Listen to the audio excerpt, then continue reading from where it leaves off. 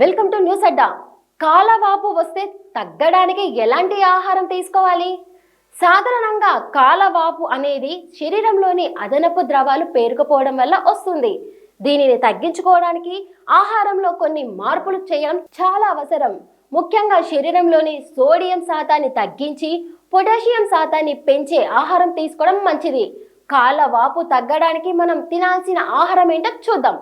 శరీరంలో sodium balance చేయడానికి potassium ఎంతో అవసరం. ఇది ఎలాంటి వాపులనైనా తగ్గిస్తుంది. అరటి పండ్లలో పొటాషియం పుష్కలంగా ఉంటుంది. చిలకడ దుంప శరీరంలోని అదనపు నీటిని బయటకు పంపడానికి సహాయపడుతుంది. మెగ్నీషియం లోపం వల్ల కూడా నీరు పేరుకుపోయి కాళ్ళ వాపులు వస్తాయి. బాదం, వాల్నట్స్ రోజుకు 4 నుంచి 5 తీసుకుంటే ఎంతో మంచిది. ఓట్స్, జొన్నలు వంటివి తినడం వల్ల కాళ్ళవాపులు తగ్గే అవకాశం ఉంటుంది. దోసకాయలో నీటి శాతం ఎక్కువ. ఇది కిడ్నీల పనితీరును మెరుగుపరుస్తుంది. మూత్ర విసర్జనను పెంచి శరీరంలో పేరుకుపోయిన అదనపు నీటిని, ఉప్పును బయటకు పంపిస్తాయి. గోరువెచ్చని నీటిలో నిమ్మరసం కలుపుకొని తాగడం వల్ల విషతుల్యాలు బయటకు పోతాయి. పుచ్చకాయ కూడా వాపును తగ్గిస్తుంది.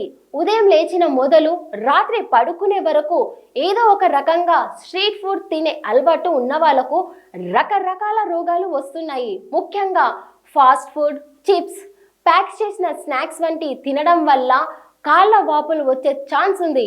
వీటికి దూరంగా ఉంటే మంచిదని నిపుణులు అంటున్నారు. అలాగే పడుకునే ముందు లేదా కూర్చున్నప్పుడు మీ కాళ్ళ కింద 2 నుండి 3 దిండ్లు పెట్టుకొని కాళ్ళు మీ గుండె మట్టం కంటే కొంచెం ఎత్తులో ఉండేలా చూసుకోవాలి.